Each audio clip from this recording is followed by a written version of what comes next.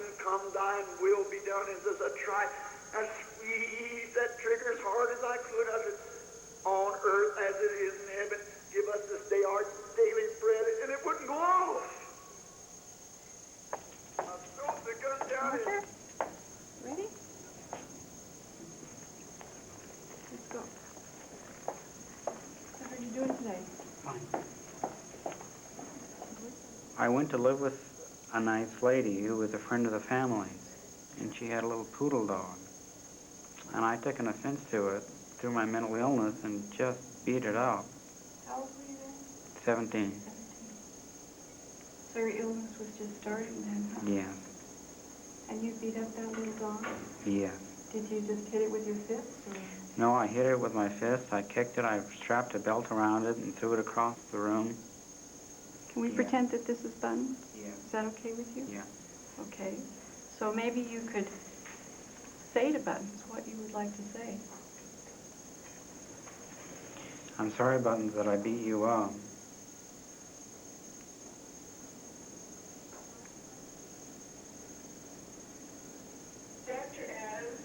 And I hope that you're feeling all right now. That brings up a lot of feelings for you, doesn't it, Walter? Yeah. What do you wish you could have done with Buttons? Just treated him normally. Would you have given Buttons a hug? Yeah. Well, maybe you could do that now. Would you like to do that? Okay.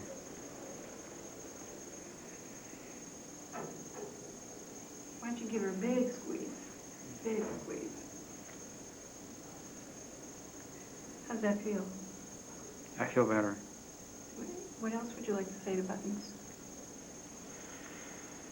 I'm sorry that I tormented your life for a year. I'm very sorry that I did that. I notice, like, when you talk about Buttons, that you get a little bit teary-eyed and feelings come up for you more. It's okay that you have those feelings. That's good.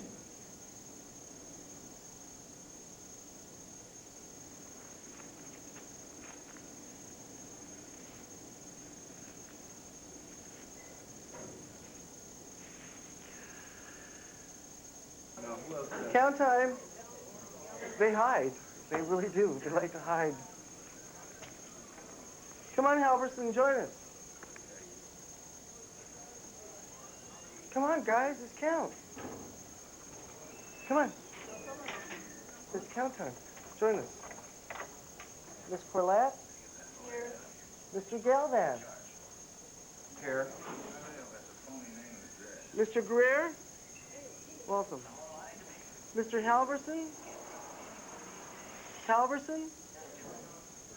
Can you check the bathroom? Mrs. Hernandez? Here. Mr. Lee? Here. Thank you, sir. Mr. Hoffer? I don't believe you're ever going to release me. No matter what I do, I don't believe you'll ever release me. So Because right here on this unit, I've attended my groups for a period of 6 months at a time. And they still tell me some excuse that I was verbally assaulted or something. It's always some excuse. Who are you kidding? One of the other problems is hallucinations. Do you hear voices? No. You haven't heard those? Have you heard them during your lifetime in the past? No, I've never heard voices. Can you laugh or smile or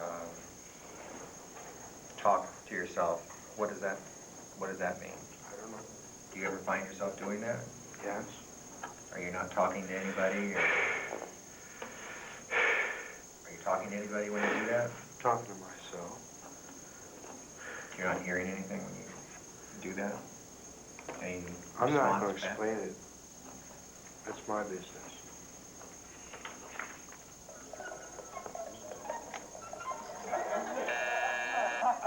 I'm sorry, gang time is up, and Dr. George will show you a solution that's going to make you sick. But unfortunately, you lost 40 points on that, Blair. I figured I'd have to line these up to the slots.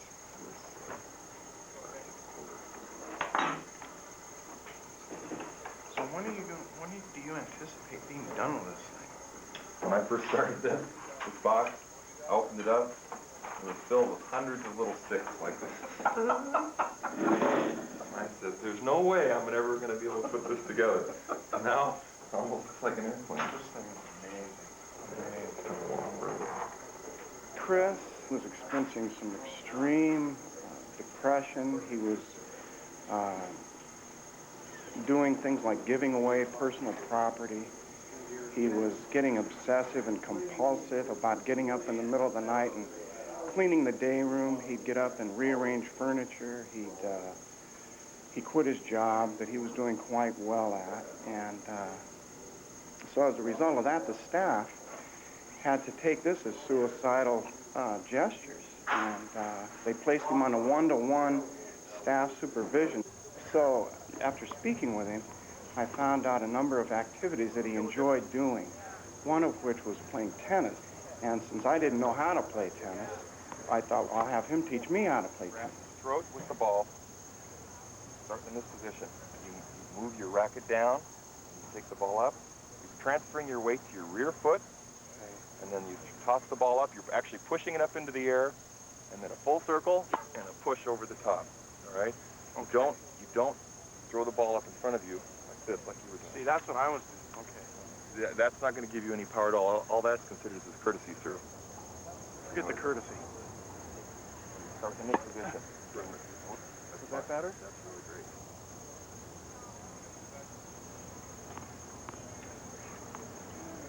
I'm not going to have too many people to play with after Chris leaves. You know, everybody's leaving. You know, Mike left. Buzz still play. Who else? Don. Jenny be back, though. She's mad at me because she knows she's going to have to be leaving. I'm gonna be glad to go. I am. And I ain't coming back this time. Well, you stay out of California. Well, it hasn't all been that bad. I've met a lot of good people up in here. I know some of your best dope memories is here, but you got to get on down the road. Yeah, I know You got that. your children to think about. Mm-hmm. What are you gonna do, old man? Well, I think I'll be able to make more of a concerted effort once you leave, and then I won't be so distracted all the time. 2 or 3 days before the murder, I know that you were committed to California State Hospital. Well, I told him that, you know, I was having feelings of wanting to harm my wife. And I felt like, you know, I was losing touch with reality. And my judgment, I didn't trust my judgment anymore. And your wife understood that you had these feelings. You know, if I wouldn't have got married, I probably wouldn't have even got in trouble. But as soon as I got married, I started to decompensate almost immediately.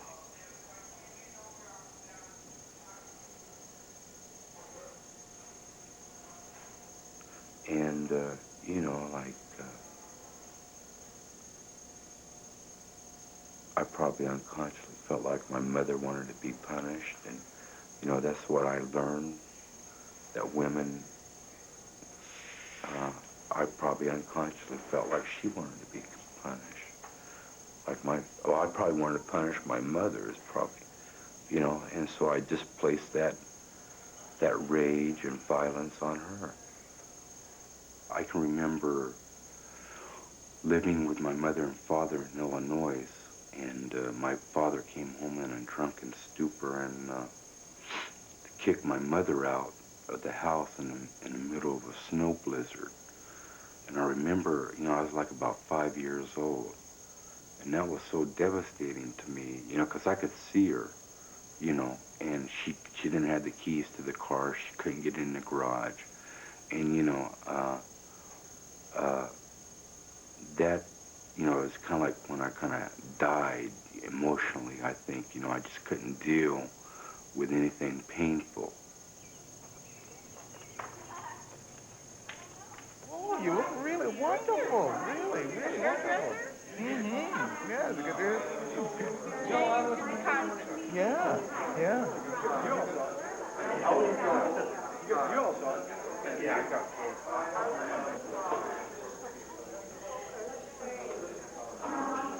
Okay, this is Imagination Workshop. Mel, with the sound and a movement, will you show us your name? Mel. Okay, let's all follow Mel. Ready? Mel. Jesse. Okay. Jesse. One more time. Rebecca.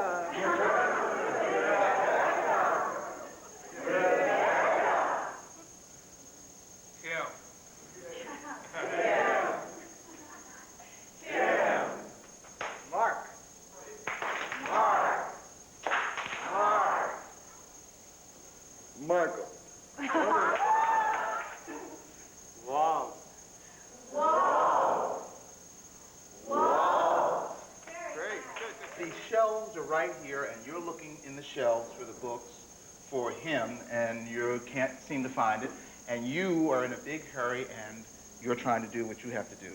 And when I say action, you'll remember your emotions, and then you'll do the scene. Okay, and you're looking for the books, and he's not doing it fast enough. Ready?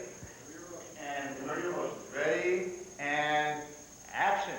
Sir, could you help me find this book? I've been looking for about 20 minutes, and you know, I keep going up and down the rolls, and you know, I'm all confused. I don't know how these numbers are. Can you look? What's that again? Can you look it up for me? You work here? I think so. Oh, you do? Yes, I'm the librarian.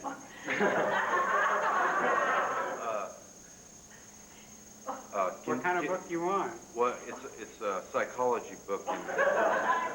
This is the role where the psychology books are. Oh, really?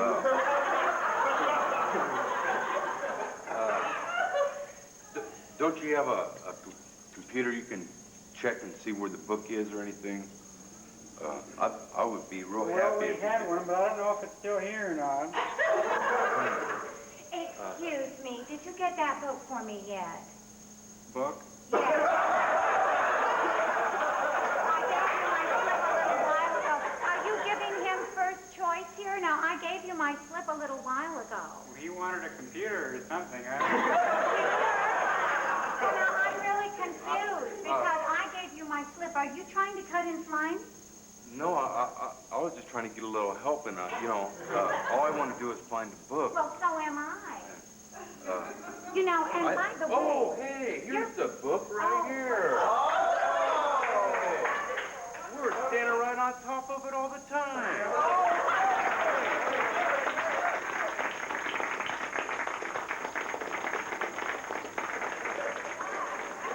Very nicely done, guys. Okay.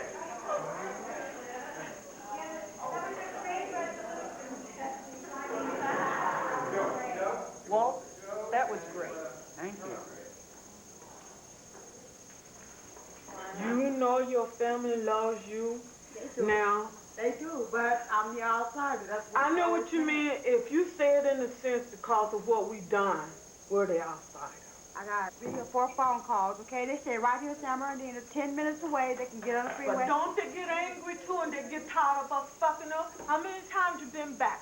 4. And that's why my family's mad at me. They done let you out 2 times. How come you couldn't stay well so you could come back home? Why they gotta get mad? This is all They right. have a right. They have feelings too. Yes, they do. They have a right.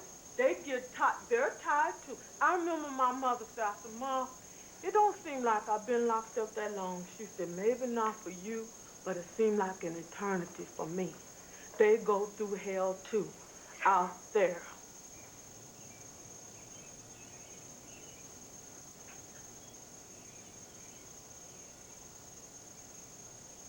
I was a little concerned about a relapse of about 6 months ago, where it seems that you required wrist-to-waist restraints and 5-point restraints and one-to-one observation for assaultive behavior for the safety of others.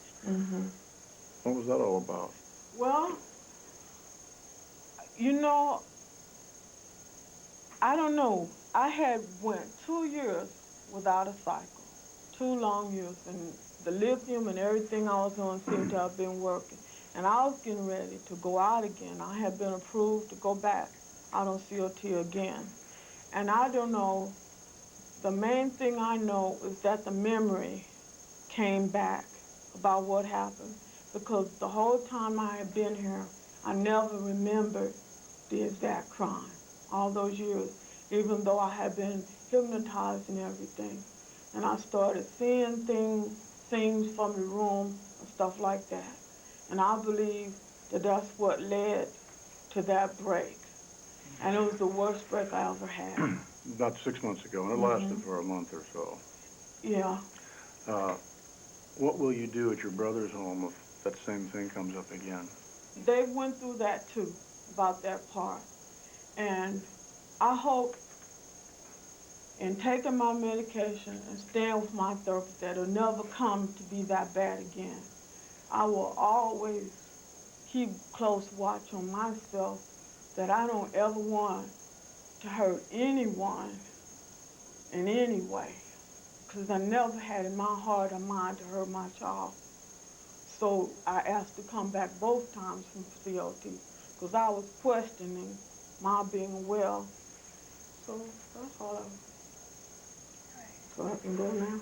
You gonna talk to me later? Yeah. Okay. Okay. Bye, Rebecca. Bye. Thanks, Rebecca. Thank you, Rebecca. Okay.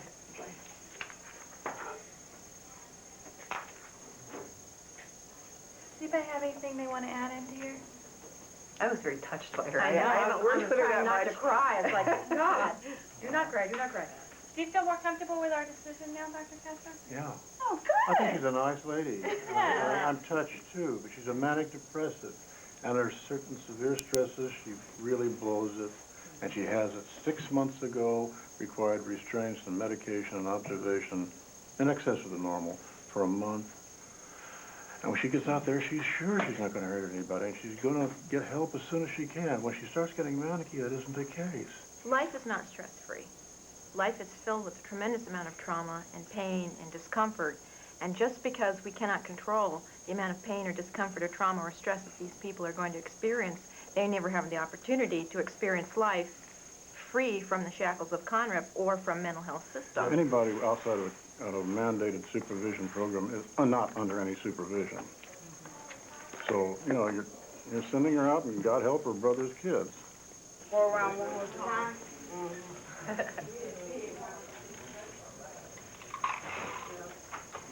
Okay, in just a minute, we're going to stop. Okay.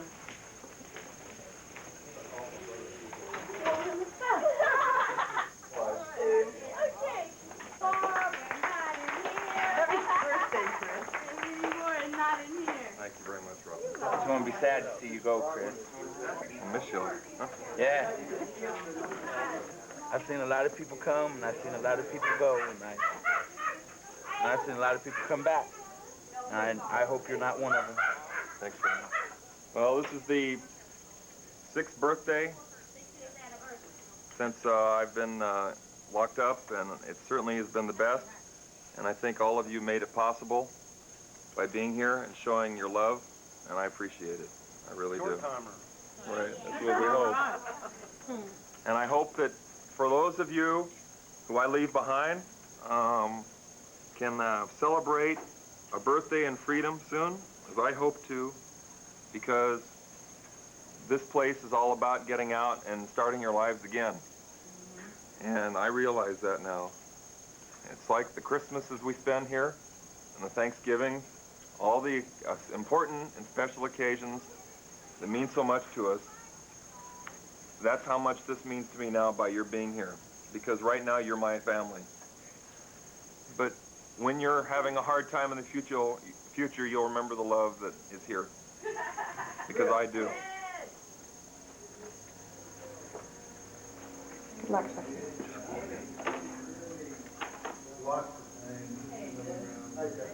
Hi.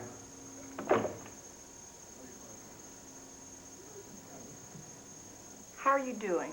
Why don't you tell us a little bit about what kind of work you've been doing over the past 3 months or 6 months since the last meeting?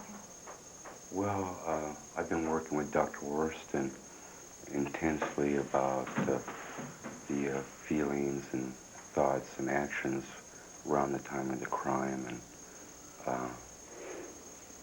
characterizing, describing how I historically have been. I would hope that you would begin to put those high-tech psychological terms kind of aside and move more towards really feeling more. Well, I think I've been making a concerted effort with Dr. Worston to do that. Do you think you're still dangerous? No. You have no question? That's not a concern for you? I think 3 years ago, I wouldn't have been able to say it with confidence, but I can say it now with confidence, that I feel in my heart that I could never do that again, or something like that again. I've made too much painful progress. You know, getting out is not the hardest thing. The hardest thing is trying to somehow live with yourself with the knowledge of what you've done and how you've devastated people's lives.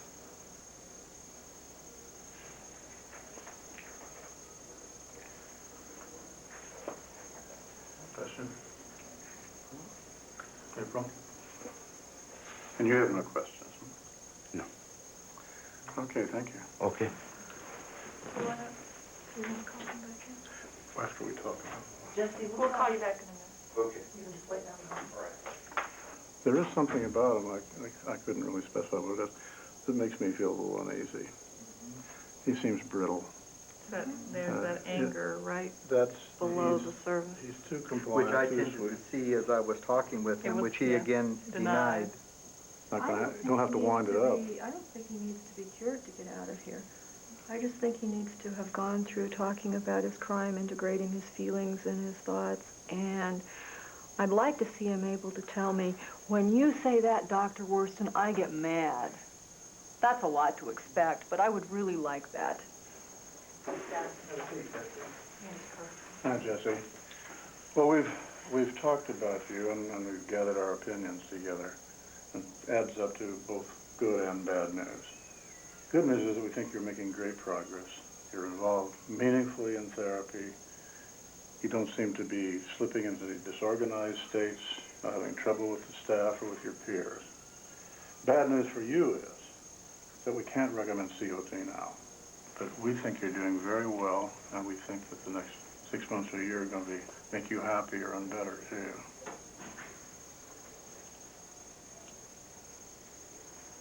We'll talk later about the decrease in medications if you want to do that.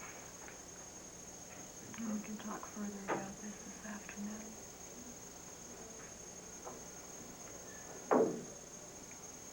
Were you expecting a COT now? No, I'm not real preoccupied about getting out. You know, I am interested in, therapy. What are you feeling right now, Jesse? Huh? What are you feeling right now? Well, it hurts a little bit, because I've struggled along painfully, and,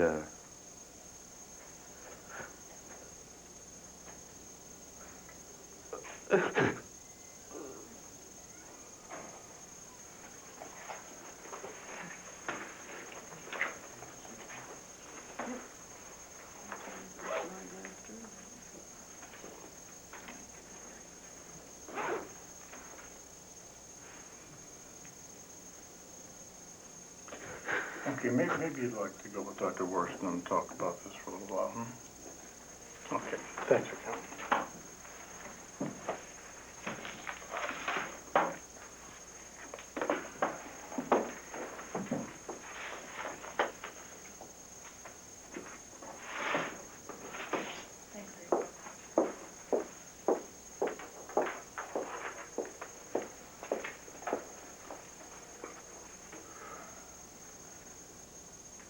what do you want from me? You rip my guts out every other week, strip me,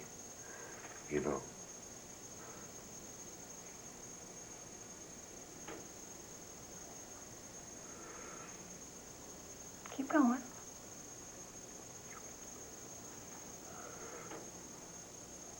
This is about being let down by me. Say it, Jesse.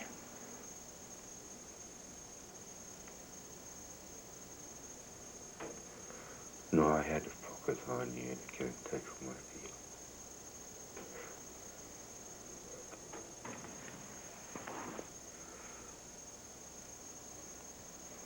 Give some words to the tears, please. I'm a horrible mind reader.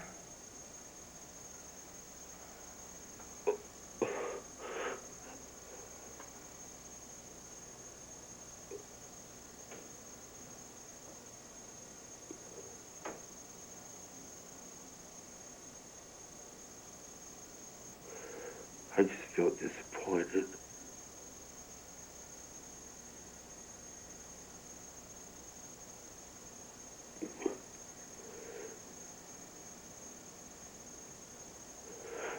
I wonder what's going to be enough. What you're doing right now is exactly the stuff that you need to do. What more? Well, let's see how durable it is. We've had a relationship long enough that I feel comfortable with doing that. You know, if you could have done that with your first wife, your second wife, I mean, if you had been able to do that, what would have been different? Would have been completely different.